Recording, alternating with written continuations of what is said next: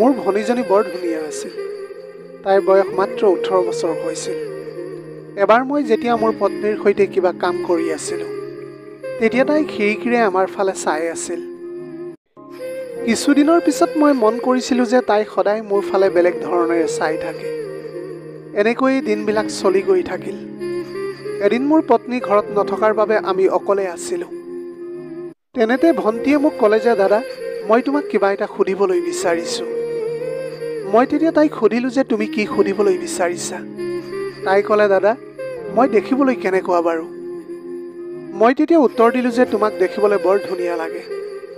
তেতিয়াই তাই কৈ উঠিল যে সেই নিশা নবৌৰ লগত তুমি যি কৰি আছিলা, সেই একেবিলাক কাম আজি মোৰ লগত কৰিবানে তুমি? সেইদিনা নিশা মই তোমালোকক সেইবিলাক কাম কৰা দেখিছিলোঁ। এই কথাটো শুনি মই একেবাৰে থতমত খাই গৈছিলোঁ। মই তেতিয়া ক'লোঁ যে কি সঁচাকৈ তুমি দেখিছিলা নেকি? তাৰ পাছত মই ক'লোঁ যে কি তুমি সঁচাকৈ কৈছা নেকি? তাই তেতিয়া ক'লে যে হয়, মই এতিয়া ডাঙৰ হৈ আহিছোঁ, কিন্তু মোৰ এতিয়াও কোনো বয়ফ্ৰেণ্ড নাই। মই এতিয়া এই সকলোবোৰ নিয়ন্ত্ৰণ কৰিবলৈ বিচাৰোঁ, কিন্তু এতিয়া ইয়াক নিয়ন্ত্ৰণ কৰিবলৈ পৰাটো বৰ কঠিন হৈ পৰিছে। মই ক'লোঁ ঠিক আছে বাৰু, কিন্তু তোমাৰ নবৌৱে গম পালে কি হ'ব? তাই তেতিয়া ক'লে যে এই কথা মই নবৌক নকওঁ আৰু তুমিও নক'বা। তেতিয়া মই তাইৰ কথাত সন্মতি দি ক'লোঁ, আচলতে মই বহুদিন এই কামটো কৰাৰ কথা ভাবিয়েই আছিলোঁ, কিন্তু আজি যেতিয়া মোৰ পত্নী শুই গৈছিল, মই ওচৰৰ ৰুমটোৰ ভিতৰলৈ সোমাই গ'লোঁ। এতিয়া এনেকৈ ভিতৰলৈ গৈ মই যিটো দৃশ্য দেখিছিলোঁ, সেইটো দেখি মই একেবাৰে উত্তেজিত হৈ পৰিছিলোঁ। তাতে তাই মোৰ বাবে অপেক্ষা কৰি আছিল। ইয়াৰ পিছত মই কেতিয়াও ভবা নাছিলোঁ যে মোৰ ভণ্টিয়ে মোৰ সকলো বস্তু দেখা পাব। তাইৰ লগত এতিয়া মই ধেমালি কৰিছিলোঁ, কিন্তু তাই নিজকে ঠাট্টা কৰাৰ সময়ত মই অলপ নাৰ্ভাছ হৈ পৰিলোঁ। মই এতিয়া ভাবিছিলোঁ যে তাই মোৰ লগত এইবিলাক সকলো কৰিবলৈ সাজু হ'ব নেকি? কাহিনীটো আৰম্ভ হৈছিল 3 বছৰ আগতে। মোৰ বিয়াৰ দিন আছিল আৰু বৰ ধুমধামেৰে উদযাপন কৰা হৈছিল। বিয়াৰ পিছত মোৰ পত্নী নেহা ঘৰলৈ আহিল আৰু মই বৰ সুখী হৈ পৰিছিলোঁ, কাৰণ মোৰ পত্নীগৰাকী দেখিবলৈ বৰ ধুনীয়া আছিল আৰু সেই মুহূৰ্তটো মই আটাইতকৈ বেছি উপভোগ কৰিবলৈ বিচাৰিছিলোঁ, যিটো স্বামী আৰু স্ত্ৰীয়ে বিয়া হোৱাৰ পাছত কৰে। ইয়াৰ পিছত কেইমাহমান পাৰ হৈ গৈছিল। আমাৰ জীৱনটো ভালদৰে চলি আছিল। মোৰ জ্যোতি নামৰ এজনী ভণ্টি আছিল। তাইও দেখিবলৈ বহুত ধুনীয়া আছিল আৰু মই তাইৰ লগত সদায় ধেমালি কৰিছিলোঁ। এদিন জ্যোতিয়ে মোলৈ ফোন কৰি ক'লে, ভাই, মই বাছ ষ্টেণ্ডলৈ আহিছোঁ, আহা মোক লৈ যোৱাহি। কথাটো শুনাৰ পিছত মই একেবাৰে থতমত খাই গ'লোঁ। মই তেতিয়া ক'লোঁ যে তুমি মোক সঁচা কথা কৈছানে? তাই ক'লে, হয় দাদা। মই লগে লগে বাছ ষ্টেণ্ডলৈ গ'লোঁ। মই এতিয়া জ্যোতিক আনিবলৈ ওলোৱাৰ বাবে পত্নীয়ে মোক সুধিছিলে যে আপুনি ক'লৈ যায় বুলি। মই তেতিয়া উত্তৰ দিলোঁ যে মই বাছ ষ্টেণ্ডলৈ যাওঁ, কাৰণ জ্যোতি আহিছে, মোৰ বাবে অপেক্ষা কৰি আছে। মোৰ পত্নীয়ে এই কথা বিশ্বাস কৰিব পৰা নাছিল, কাৰণ জ্যোতিয়ে আহিব বুলি কাকোৱেই কোৱা নাছিল। আমাৰ ঘৰৰ পৰা বাছ ষ্টেণ্ডটো প্ৰায় 3-4 কিলোমিটাৰমান দূৰত আছিল। 10-15 মিনিটতে তাত উপস্থিত হ'লোগৈ। 15 মিনিটৰ পিছত মই তালৈ যাওঁতে জ্যোতি মোৰ বাবে অপেক্ষা কৰি আছিল। মই তেতিয়া তাইক ক'লোঁ যে জ্যোতি, তুমি আহিছোঁ বুলি ফোন কৰি কোৱা হ'লে উচিত আছিল। তাই তেতিয়া মোক ক'লে যে মই আচলতে নবৌক আচৰিত কৰিবলৈ কোৱা নাছিলোঁ। মই তেতিয়া সুধিলোঁ যে এই ডাঙৰ বেগটোতনো কি আছে? তাই ক'লে, এইবোৰ মোৰ কাপোৰ হয়। এতিয়া মই ইয়াত 2-4 মাহমান থাকিবলৈ আহিছোঁ। ইয়াৰ পিছত মই তাইক মোৰ ঘৰলৈ লৈ আহিলোঁ। এতিয়া জ্যোতিক দেখি নেহাৰ বৰ ভাল লাগিছিল। মই নেহাক ক'লোঁ, মোক সোনকালে ব্ৰেকফাষ্ট দিয়া, মোৰ অফিচলৈ যোৱাৰ সময় হৈ গৈছে।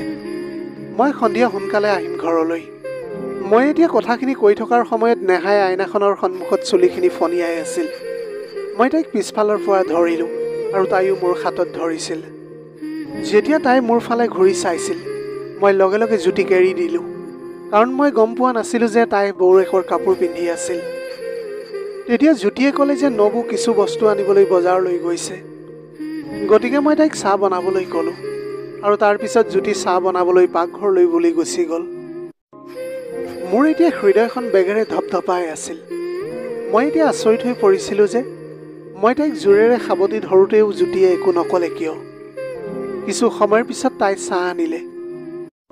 মই তেতিয়া তাইক ক'লোঁ যে ক্ষমা কৰিবা জ্যোতি, মই তোমাক তোমাৰ নবৌ বুলি ভাবিছিলোঁ, সেইবাবেহে মই তোমাক পিছফালৰ পৰা সাবটি ধৰিছিলোঁ। তাই তেতিয়া উত্তৰ দিলে, ভাই ক্ষমা খোজাৰ কোনো প্ৰয়োজন নাই, তুমি মোক ইচ্ছাকৃতভাৱে ধৰিবলৈ পাৰা। তাৰপিছত তাই ক'লে যে ভাই মোৰ তেতিয়া বৰ ভাল লাগিছিল যেতিয়া তুমি মোক পিছফালৰ পৰা সাৱটি ধৰিছিলা।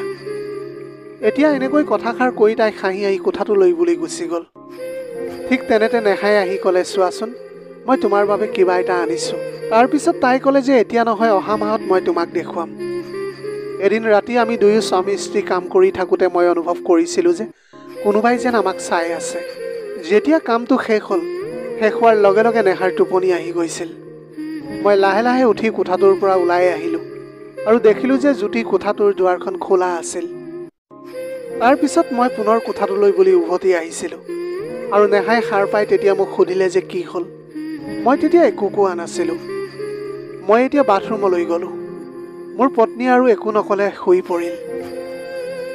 ৰাতিপুৱা সাৰ পাই মই সেই নিশাৰ ঘটনাটোৰ কথা ভাবি জ্যোতিৰ ফালে চাই আছিলোঁ। তাইও তেতিয়া মোৰ ফালে চাই হাঁহি আছিল। নেহা বাথৰুমলৈ যোৱাৰ সময়ত মই জ্যোতিক সুধিছিলোঁ, তুমি যোৱা নিশা খিৰিকীৰে আমাক চাই আছিলা নেকি? তাই তেতিয়া লগে লগে উত্তৰ দিলে যে মই কিয় তোমালোকক লুকাই চাই থাকিম। তেনে সময়তে নেহা ওলাই আহিছিল আৰু আমি দুয়ো মনে মনে বহি থাকিলোঁ। নেহা ৰুমলৈ যাওঁতে জ্যোতি আহি মোৰ কাষতে বহিছিলহি। তাই মোক ক'লে, দাদা এইটো সঁচা যে মই তোমালোক দুয়োকে এই কাম কৰা দেখিছোঁ আৰু এতিয়া ময়ো এই সকলোবিলাক কৰিবলৈ বিচাৰিছোঁ। মই তেতিয়া জ্যোতিক সুধিলোঁ, সঁচাকৈ তুমি এই সকলোবোৰ প্ৰতিদিনে চাই থাকা নেকি? তাই উত্তৰ দিলে যে হয় দাদা, মই সদায় চাই থাকোঁ। দাদা চাওক, আচলতে মোৰ মনটোৱে মোক কৈছে যে মোৰ কোনো প্ৰেমিক নাই আৰু মই সঁচাকৈ এই সকলোবোৰ কৰিবলৈ বিচাৰোঁ। মই তেতিয়া জ্যোতিক ক'লোঁ যে কিছুদিন ময়ো তোমাৰ লগত সেই সকলোবোৰ কৰিবলৈ বিচাৰিছিলোঁ, কিন্তু মই তোমাক একো কোৱা নাছিলোঁ কাৰণ মই ভাবিছিলোঁ যে তুমি মোক নাকচ কৰিবা। জ্যোতিয়ে তেতিয়া হাঁহি এটা মাৰি ক'লে, যদি তোমাৰ ইচ্ছা হয় তুমি আজি ৰাতিয়েই নিজেই মোৰ মেচিনটো উদ্বোধন কৰিবলৈ পাৰিবা। মই ক'লোঁ, এইবিলাক বাৰু সকলো ঠিকেই আছে, কিন্তু তোমাৰ নবৌৱে যদি গম পায় তেতিয়া কি হ'ব? তাই তেতিয়া ক'লে যে তাই এই বিষয়ে একোৱেই গম নাপাব।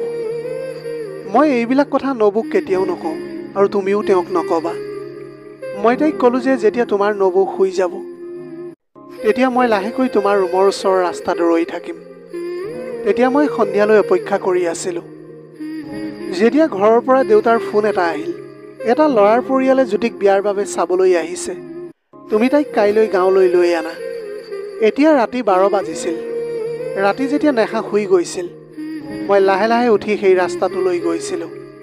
যেতিয়া মই তালৈ গৈছিলোঁ তেতিয়া মোৰ ভণ্টিক মই তাত দেখা নাপালোঁ।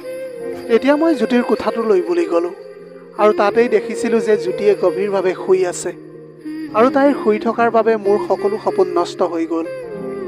ৰাতিপুৱা জ্যোতিয়ে মোৰ ওচৰলৈ আহি হাঁহি হাঁহি ক'লে, কি ভাই, যোৱা নিশা মোৰ বাবে তুমি অপেক্ষা কৰি আছিলা নেকি? মই ক'লোঁ, তুমি একদম পাগল কৰিলা মোক। জ্যোতিয়ে তেতিয়া হাঁহি হাঁহি উত্তৰ দিলে যে মই মাত্ৰ তোমাৰ লগত ধেমালি কৰি আছিলোঁ। সেইটো সময়তে মোৰ পত্নী নেহা আহি গ'ল। তাই মোক কিছু সময়ৰ পিছত জ্যোতিক ড্ৰপ কৰিবলৈ ক'লে, কাৰণ আজি জ্যোতিক চাবলৈ আলহী অহাৰ কথা আছিল। মই এতিয়া লগে লগে জ্যোতিক ঘৰলৈ আনিবলৈ ওলাই আহিছিলোঁ। তাইৰ হাঁহিটোৱে মোক খেদি ফুৰিছিল আৰু মই ভাবি আছিলোঁ যে তাইৰ লগত মোৰ সপোন কেতিয়াও পূৰণ নহ'ব। অৱশেষত এনেকৈ জ্যোতিলৈ এটা ভাল ল'ৰা আহিল। সিও এটা মাল্টিনেশ্যনেল কোম্পানীত ভাল এটা চাকৰি কৰিছিল। মই এতিয়া উপলব্ধি কৰিবলৈ পাৰিছিলোঁ যে মই মোৰ নিজৰ ভণ্টিকে লৈ বহুত বেয়া সপোন দেখিবলৈ ধৰিছিলোঁ। আচলতে মই এটা মহাপাপ কৰিবলৈ গৈ আছিলোঁ। এতিয়া এনেকৈ জ্যোতিয়ে তাইৰ স্বামীৰ লগত নিজৰ জীৱনটো খুব ভালদৰে উপভোগ কৰি আছে আৰু এনেকৈ একেলগে ময়ো মোৰ পত্নী নেহাৰ লগত মোৰ জীৱনটো খুব ভালদৰে উপভোগ কৰি আছোঁ। প্ৰিয় দৰ্শক, এয়াই আছিল আজিৰ কাহিনীৰ ভাগ। আজিৰ ভিডিঅ'টি কেনেকুৱা লাগিলে জনাব। যদি ভাল লাগিল তেনেহ'লে লগৰ বন্ধু বান্ধৱীসকলৰ মাজত শ্বেয়াৰ কৰিবলৈ নাপাহৰিব। আপোনালোকৰ গোটেই জীৱনটো হাঁহিৰে উপচি পৰক। পাৰিলে দুখীয়াজনক অলপ সহায় কৰিবলৈ চেষ্টা কৰিব। আপোনালোকৰ অকণমান সঁহাৰিয়ে যদি কোনোবা এজন দুখীয়াৰ জীৱনটো সলনি কৰিবলৈ পাৰে, তাতকৈ পুণ্যৰ কাম আৰু এই পৃথিৱীত একোৱেই হ'ব নোৱাৰে। Have a nice day.